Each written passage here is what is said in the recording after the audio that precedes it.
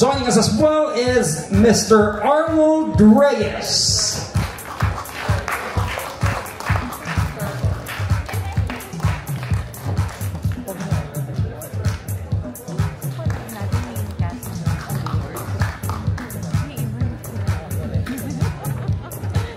We have here as well Marco Massa and Ashley Sarmiento.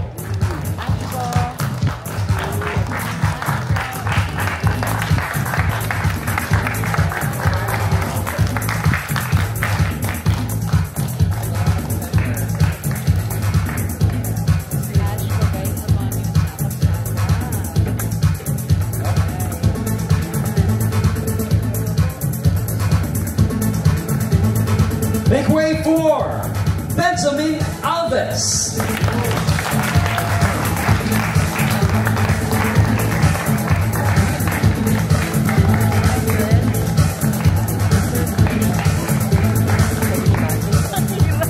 Basel pa rin.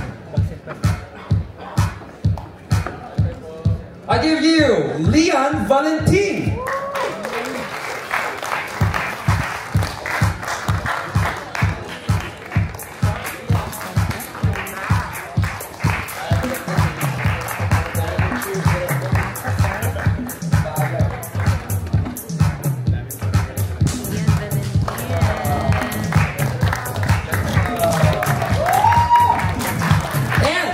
Last but not the least, the one and only Miss Andrea Torres.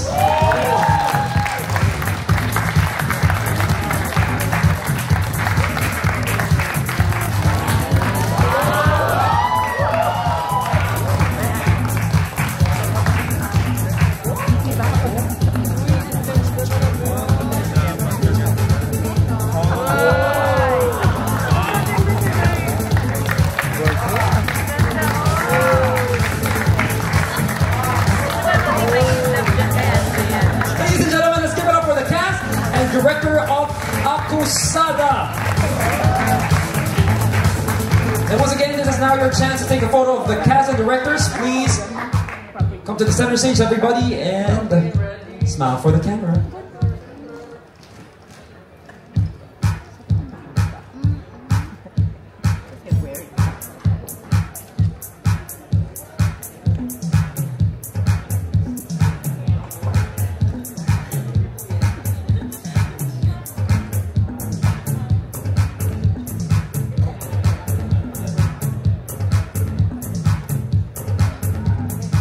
Alright, once again, let's give it up for the cast and director of Acusada. Magandang hapon po sa inyo lahat.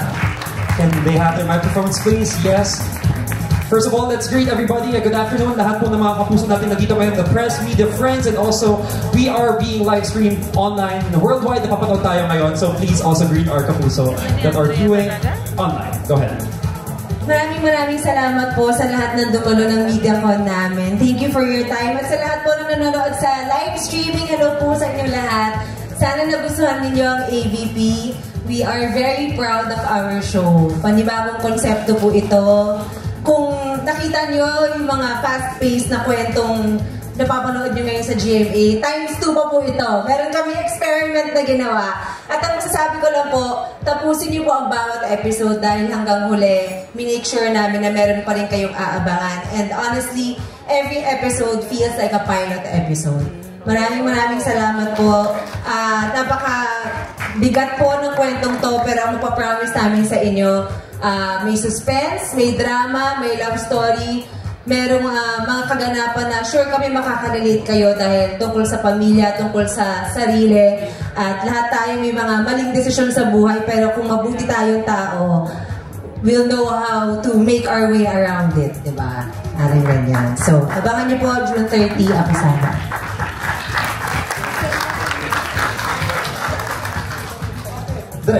Anything, tell us a little about the story po. Wala, di ko alam story. First of all, I just wanted to thank GMA na binigyan ako ng pagkakataon na makapag-direct sa Afternoon Prime. I'm actually overwhelmed kasi sa mga hindi nakakaalam, yung Afternoon Prime ang pinaka-solid naming block. Laging number 1, hindi bumibitaw ang viewers na to. So I'm glad to be able to get the chance na makapagpalabas sa audience ng Panghapon. Pinapangako po namin na yung programa po na ito ay ipagpapatuloy po yung addiction ninyo sa panonood ng GMA sa hapon po. Thank you sa lahat ng bumuo ng cast, especially po dun sa bumubuo ng show na behind the scenes, hindi po yung nakikita. Thank you po at mabuhay po tayong lahat sa industriya ng television at pelikula. And to the main cast, Miss Andrea, anyone else? Benjamin, tell us about your characters, what to expect from you guys, and of course, enjoy all the show. Hello, good afternoon po sa inyong lahat. I play the role of Ronnie Pineda dito sa Acosada. So, isa ako sa mga magpapahirap sa buhay ni Carol. So, isa pa is, grabe po itong ensemble ng cast namin. Talagang yung behind the scenes, yung hard work na binigay namin para sa show na to is grabe po kung alam niyo lang. Every time na nagpapasa kami ng script, lagi kaming on edge. Lagi kaming excited pag pumunta kami ng taping and lagi kami excited to work with each other. So, ayan, maraming salamat po syempre sa ating production staff, kila Miss Eds, kila Miss Shalene, sa lahat po, kay Direk Dom, and syempre sa lahat ng cast. So, please po abangan po ninyo itong Acosada ngayong June 30 na po. Yeah. Okay. Again, thank you for being here this afternoon. I guess nasabi na ng lahat. It's my first to work with Direk Dom, my first time to work with Andre in the show. So thank you for giving me that opportunity. And it's also a first for us to do such a fast pace. Sabi nga niya, times 2, pero feeling ko parang times 5 yung ginagawa namin. I think, yeah, tama siya. Every week is a finale week for us. There's no cliffhanger na kailangan mo maghintay ng 2 weeks para matuklasan or ma-resolve siya. Lagi kami may conflict every episode at basta napaka-bilis ng pace na to. So we'll see you on TV June 30. Thank you.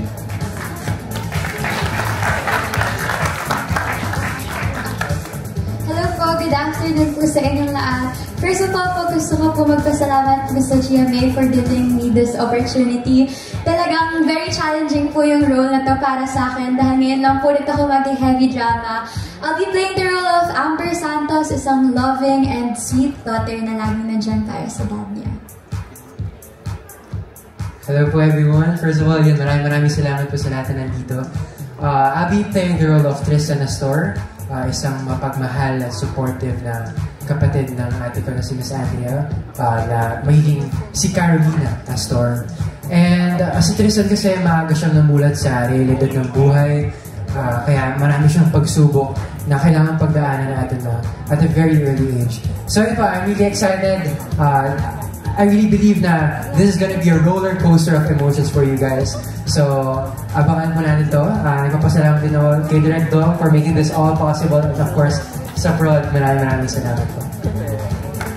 Magandang araw po sa inyo lahat.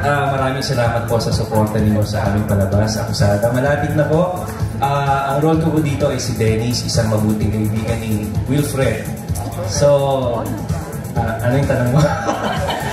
Sa ngayon po, mabuting kaibigan, pero abangan po natin kung saan pupunta po ang aming pagkakaibigan. At maraming kayong abangan. Kaya I'd like to congratulate syempre ang aming creative writers dito. Kasi talagang every time magbabasa po ako ng script, hindi ko na binibitawan kasi kahit ako nagugulat sa mga nangyayari at sa mangyayari pa. So, I hope ma-share namin sa inyo yung pakiramdam nung binasa namin ng script at ihahatid namin sa inyo, panonoorin nyo na lang. Sama-sama nating abangan, panoorin Acosada, malapit na po. Hi po, good afternoon po sa lahat ng mga press people na nandito at sa mga nanonood po sa atin online. Ako po dito si Gian, ang character po dito ay super duper close friend ni Ronnie, played by Lian Valentin. So, hindi ko masabi kung paano basta yung character ni Gian dito talagang besties na dapat yung abangan. Ano ba yung pagiging besties nilang dalawa? And of course, I just wanna take this opportunity, of course, thank the production po, kay Miss Shalene, kay Miss and Dean, kay Direk Dominic na first time ko din naka-work. At actually, lahat po sila first time kong naka-work, and I'm really happy and excited na maipakita po sa inyo itong pinaghandaan namin lahat, and of course, ni Miss Andrea Torres. Ang akusada po sa GMA Afternoon Prime, 4 p.m. I think. So, yun po. Thank you so much po. There you have it, a lot to watch out for the show. Once again, I give you the cast and director of Akusada. Palakpakan po natin muli sila. Papanood po natin ulit, that's right, around 4 p.m. sa GMA Afternoon Prime from Mondays to Fridays. So malapit na po yan. So tutukan po natin ang Akusada. There you have it. For the last photo op, can we have the production team and also the creatives to join us here on the stage for the quick photo op.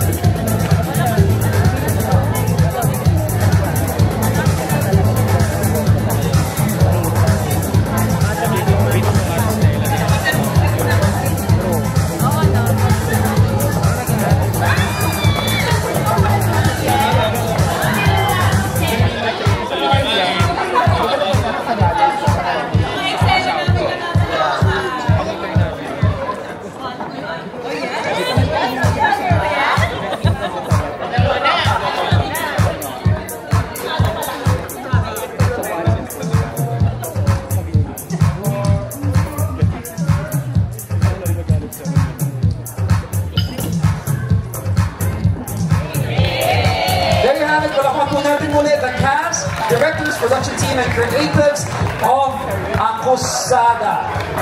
Makakasama po muna natin ulit sila mamaya. We'll see you again later. Thank you so much.